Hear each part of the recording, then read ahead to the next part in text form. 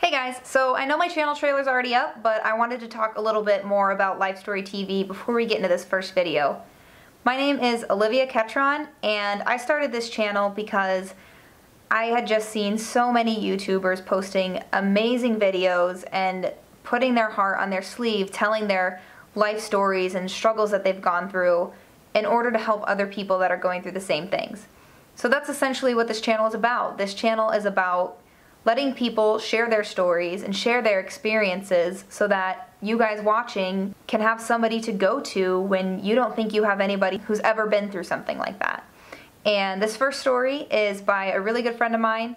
She has a beautiful story, she's an amazing person, and I know you guys are gonna love it. So keep watching, and I'll see you guys later. My name is Ali Watkins, and this is my story. Before anxiety and stress, I was happy. I was on top of the world. Freshman year was so much fun. I was having the best time. My grades were great. I had so many friends. I was loved. My family, I went home and I hung out with them all the time. I had a purpose. My smile was genuine. I was laughing. My friends were great. They were the best, and I knew that they loved me, and they were my friends because I was me. I remember the last time I felt happy. It was Christmas, and I was at my aunt's house. My little cousin came up to me, and he was about, I want to say 6 at the time, but he came up to me and he gave me a hug, and he was just like, "You're the best," and he walked away, and there was no rhyme and there was no reason to it, and I just remember feeling so happy and being being a genuine moment. And around the end of sophomore year, I had forgotten what that felt like. At the time, what was going on in my life, it didn't seem like much. I still felt like I didn't feel like anything had changed except for me. Like nothing had happened to me. I didn't get in an accident. I didn't hurt myself. My brain, my mental state just deteriorated so much, and there was nothing left. I didn't remember what happy felt like. And if you know what happy feels like, you should not take that for granted. I knew what happy felt like. And I didn't anymore. I couldn't remember. So every morning I woke up, and it didn't happen one night. I didn't just wake up and was like, "Oh, I don't remember what happy feels like. What does it feel like?" It's not like that. It's different. You don't know when it happens. It's like slowly over time, and then one day you're just like, it hits you. And it didn't happen overnight, but you realized it overnight. Like, wow, I really have no idea. The last time I was happy, I don't remember what that feels like. I remember being happy and acting happy and having a happy moment, but what that actually felt like to me was not there anymore. And I woke up every day, and it sounds so cliche, and everyone tells you, I just put on a mask. Literally, I put on a mask of a smile, and I went to school. And I wasn't happy, and my laugh, there was nothing behind my laugh or my smile. If you looked into my eyes, you literally saw nothing. It's not like I was dead, but there was nothing there. There was nothing genuine about anything that I was giving off to people. I've always wanted to be the person that helps the other person, that anyone can come to. But when I needed someone, it was so hard because I had always been that happy person, that on top of the world person, that nobody saw my pain. And so when I went to school every day, I couldn't take a sick day. You can't skip school because you have too much anxiety, because everyone knows that teachers would not believe you. They wouldn't. People say that they care, and it doesn't feel like they do, but they do, but it didn't feel like it at all. I went to school, I put on a mask, I went home, I didn't talk to my family, I went straight to my room, and I cried every single day until there were literally No more tears. I think I literally cried every tear out in my body. There was nothing left. No genuine feeling. No genuine tears. No genuine anything. Having anxiety is like this. You wake up and you literally feel, you shake, and you go to school and people like look at you and they're like, oh, you look like you're having a bad day.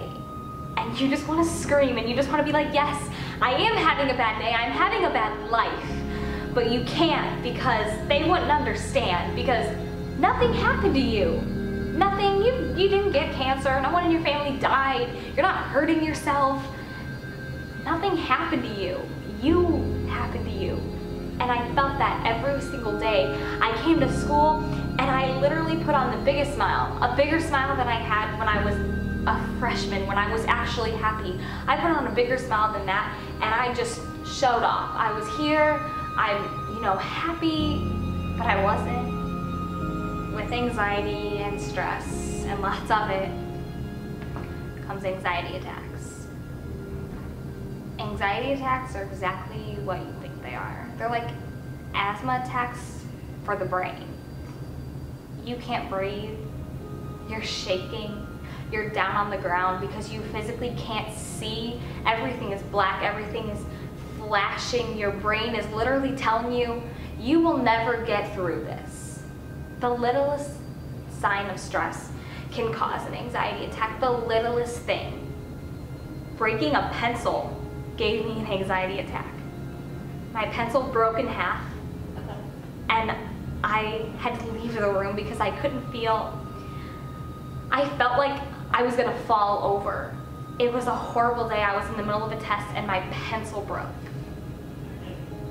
And I couldn't breathe. That shouldn't happen. No one should feel like that. No one should be so anxious and so stressed at one point that when a pencil breaks, you feel like your world is falling apart. You feel like you're coming apart at the seams. You're scratching until the skin is red. It shouldn't happen. People shouldn't feel like that. But that's exactly what an anxiety attack is. It didn't just affect me. It affected people around me. With friends. Friends began to distance themselves a little more because I never wanted to hang out. The time when I felt most alone was in a huge group of people. In a huge room of people, I felt that I was most isolated from everybody. And I did have a couple friends that reached out to me.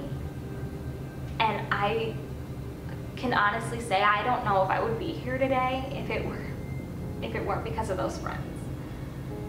My best friend, we go together in everything. Everything we do it together. And she's so much stronger than I am. She was so much stronger. I can't even explain how beautiful of a person she is, because if it weren't for her, I couldn't have gotten through. She took notice. And even if you don't think anyone is taking notice, I promise you someone is, because someone knows that you're not yourself. It majorly affected my family. I had always been the happy-go-lucky girl that came home and talked to my parents and ate dinner with everybody. And one day I just kind of stopped. I went home, I went up to my room, I locked myself away, and I never wanted to talk. My mom would ask me questions and I would give her answers that she knew that made her know that I didn't really want to talk. But the thing was, I never wanted to talk. I remember her just knocking on my door and I wouldn't answer, and she knows I was in there. She always knew. I wasn't anywhere else but in my room, locked away in the dark, just sitting there. She would lightly knock on my door and I wouldn't answer, and she would knock again and she would say my name and I wouldn't answer. And eventually the knocking just stopped because she didn't know how to deal with having a daughter that never wanted to talk to her or any of my family. Looking back on it, putting them through that was the worst thing that I've ever done. It's like they lost a daughter. She was gone. She wasn't there anymore. I didn't know what to do. And the thing was, I didn't know how to get her back. I remember the first day that I felt happy again. It was, honestly, it was one of the best days of my life, and it seems so stupid to say because it was such a simple day. My friends and I were just hanging out. We were ice skating. One of my friends, she just took a dive for it, and she went head first, sliding across the ice, and she tripped me, and we both fell over each other, and no one was hurt, but we were just sitting there on the ice, literally just laughing so hard.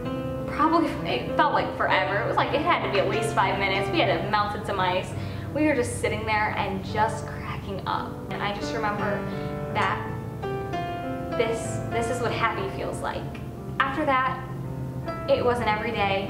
You don't just feel happiness and then, oh, now I'm happy every day. I'm fine. I'm back to normal. I had one happy moment. No, it's not like that.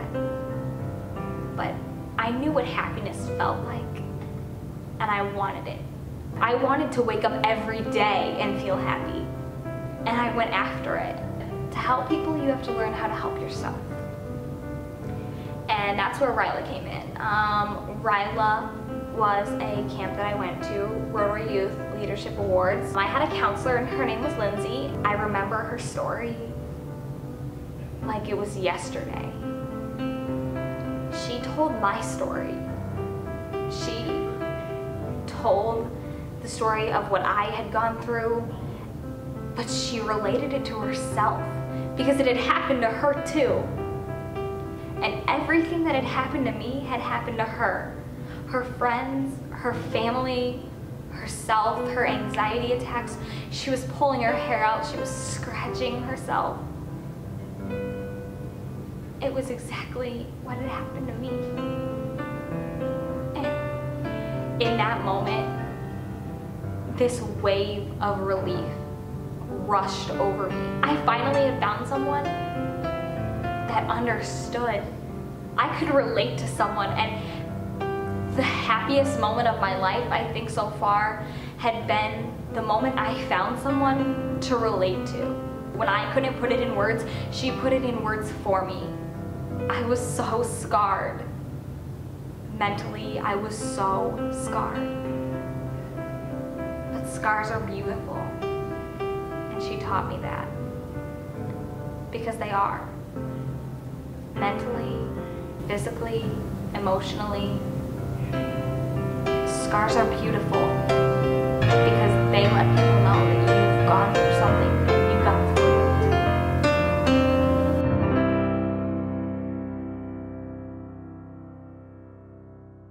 I just want to say thank you to Ali for sharing her story on this channel. I know it's going to help a lot of people that are dealing with anxiety or have a friend who's dealing with anxiety or anything like that. So I hope that you guys love this, watch it, and share it with friends that you know may be having the same issues.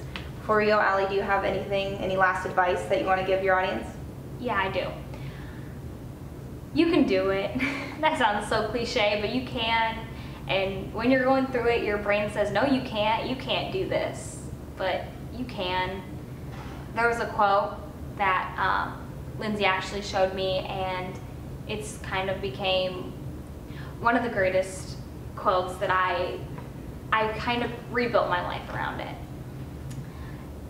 And so rock bottom became the solid foundation on which I rebuilt my life. You can do it. You can rebuild your life. You may have to hit rock bottom first, but rock bottom is a beautiful place to rebuild from. Thanks for watching, guys. Don't forget to like and subscribe and share it with your friends, and we'll be back in 2 weeks with another video. Bye, guys.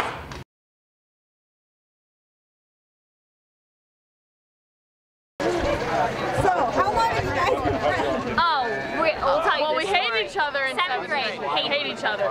We were in the play, she sucked up to the director. Okay, she thought I was a suck up.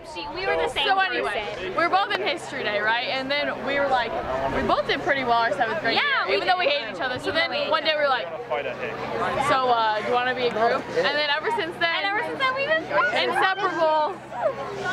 Except he's really annoying sometimes. Yeah,